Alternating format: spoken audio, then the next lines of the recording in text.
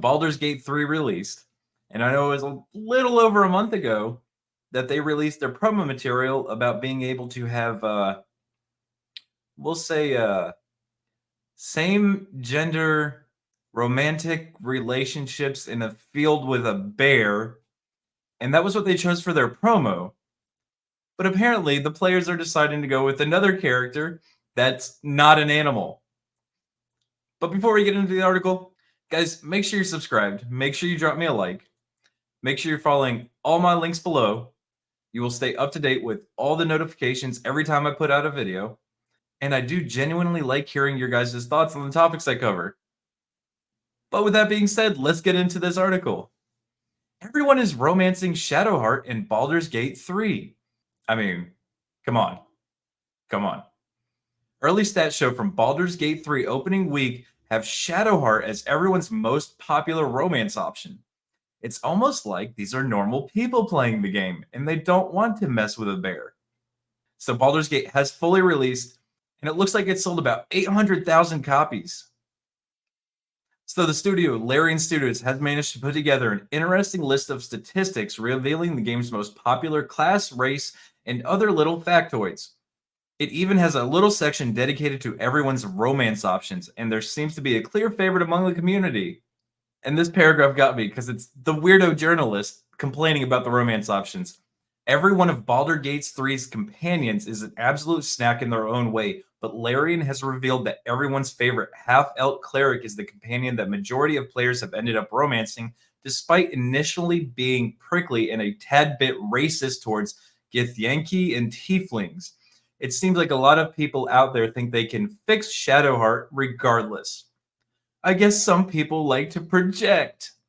These absolute weirdos writing these articles, these damn journalists want you to do and say and think everything they do. And when you don't, they just bitch and complain. Like, oh my God, can't you weirdos just accept that people are different instead of wanting everybody to be the same? You complain about being diverse, but as soon as someone is, oh my God, all they do is complain and write articles about people. Like, what the hell is wrong? Fuck me. Like, this weirdo is literally complaining because you don't have the same romance option as them. Actually, is it a them? I don't even know. Now I gotta figure it out. All right. Anyway, going back to the story. While the majority of players have had their hearts set on Shadowheart, that doesn't mean none of Baldur's Gate 3 companions haven't been getting any love. According to the stats, it shows that Gale is the second in line for the award for the most romanced character, although there could have been a chance for it to be Asterion if almost 100,000 players hadn't been rejected by him. What? Hey, there's plenty of fish in the sea, guys. Oh my God. These fucking weirdos. While most of the game's cast of companions are fairly popular, you start to understand why Shadowheart is sought after once you take your search to social media, which has been chock full of Shadowheart thirst posts ever since Baldur's Gate 3 launched. This next sentence is a bit of a cope. Then again, there's tons of thirst posts about every other companion, so Baldur's Gate 3 players are just relentless Randy. I mean, I haven't played the game, but I might now. It sounds like I just pissed off this journo. This tweet right here. Raise your hand if you were personally victimized by Shadowheart's camp outfit. I don't think I'd be the victim in that one. I mean, it's not bad. Don't get me wrong. But it's still a video game character. Get your shit together, guys. Of course, the most popular romance option I think you mean wasn't. There's a typo. The only interesting statistic from this fun little post from Larian is also revealed that the Paladin is the most popular class and Half-Elf is the most popular race for those that created their own custom characters. But I was told over the last couple years that half anything is racist, and I do believe the gamer was complaining about that.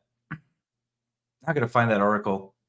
It also revealed that we've spent far too long actually making our characters too, as Baldur's Gate 3 players have apparently spent a combined total of 88 years in the game's character creator.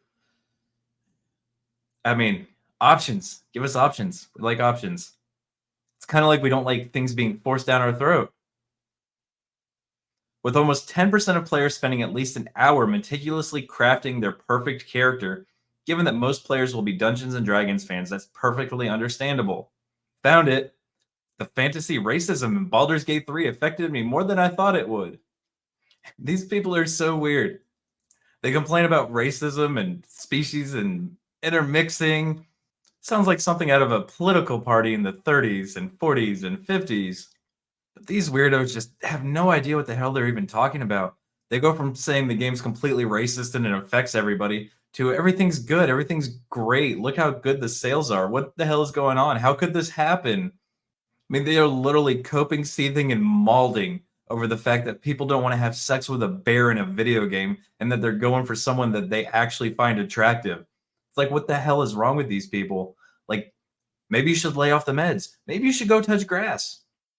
Maybe you should just have fun instead of trying to somehow figure out how everything's racist and homophobic and bigoted. And just learn to have fun. But that's going to be it for this video, guys. I want to hear your thoughts in the comments section. While you're there, make sure you drop me a like. And I'll have another video out for you in just a little bit. But be easy like sleazy.